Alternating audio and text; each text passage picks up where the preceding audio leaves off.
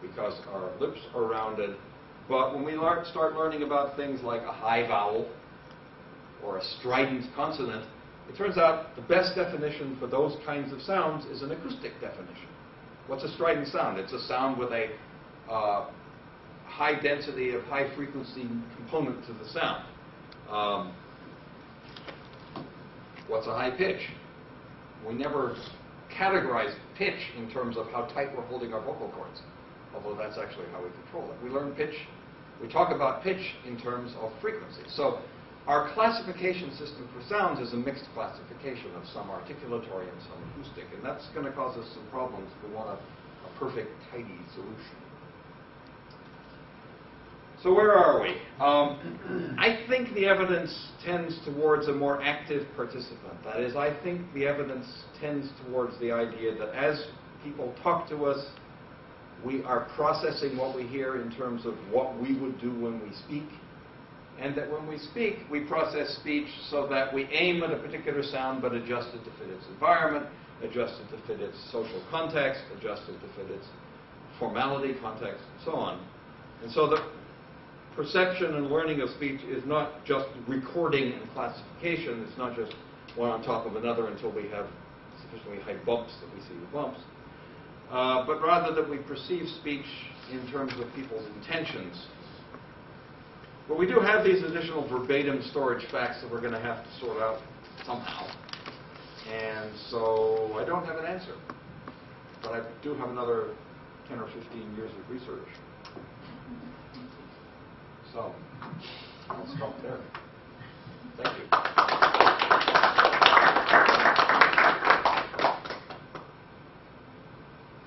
Questions?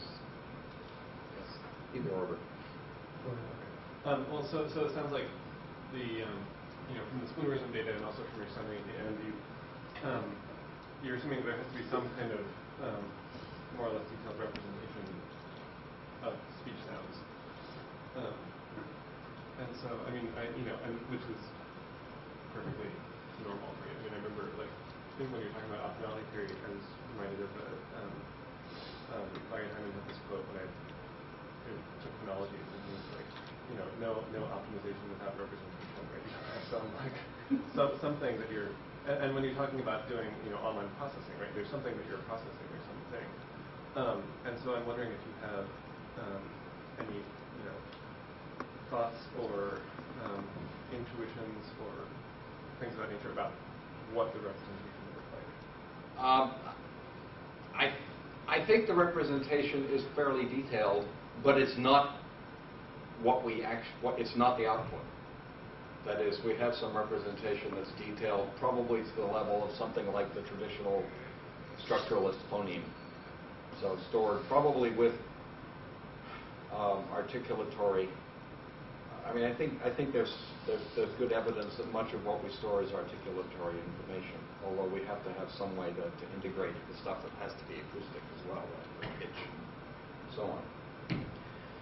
So but it's not stored at the level of individual instances. It's stored at some much more abstract level of lexical item, or maybe at least surface word. Because things do get deformed in speech, and the deformation goes completely unnoticed until linguists come along and record it and said, do you know what you just did? You know how many phonemes you just threw away? Not necessarily in those terms. But so I think the storage is probably the storage is, each phoneme is stored as a fairly concrete image of a phoneme. It's just not the one that you actually pronounce on any given day, at any given time, at any given environment. That's what I think is ultimately the right answer. Yeah. Yeah, I'm wondering to what extent physiological studies may have been done that locate neurologically the activities of listening and those of producing speech.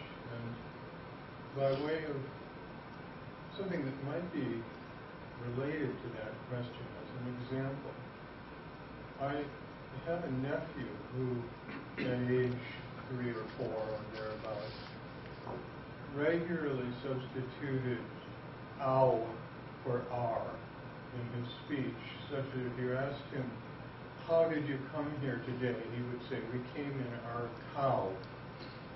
And you would say, oh, you drove over here in your cow? And he would say, no, not a cow, we drove in our cow. So he was clearly hearing car and saying cow, and hearing cow for cow.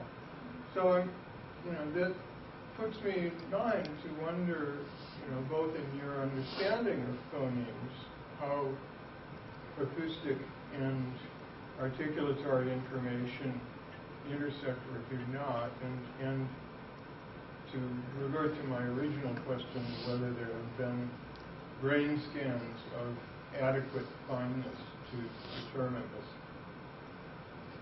In the child language acquisition literature, what you just described is known as the Letha phenomenon, because of an instance where a little girl whose name was Lisa systematically pronounced it Letha, but if you reflected it back to her, she got real mad in exactly the same way. And again, for me, that kind of evidence, and I could have actually included the Letha example, but this is another beautiful example of it, is evidence that storage and production are different, and that even infants, well, not infants, but very early producers are somewhat aware of the difference. There is a whole stack of neurological research about the relationship between production and perception. There's a strip here. I'm forgotten, I'm a blank on its name now. Maybe somebody who's studied this stuff can remember it. Where on the front, I believe the front half of the strip, you basically have where motor controls are operating, and on the mirror side of that, I think it's a Sylvan fissure, if I remember correctly. Anyway, in the mirror side of that, there is essentially a mirror representation of watching other people use their arms and legs and mouths and so on, perceiving them, and that they're kind of lined up opposite each other along this, I think it's the Sylvan fissure here. And they clearly somehow communicate with each other, so that there's a connection between perception and production of physical actions, so that you can get very young infants where if you go, like, round your lips, they will round their lips. Now, how do they know that? Because they can't see their lips, obviously. They have somehow a wired-in connection between what their eyes see and what their bodies do.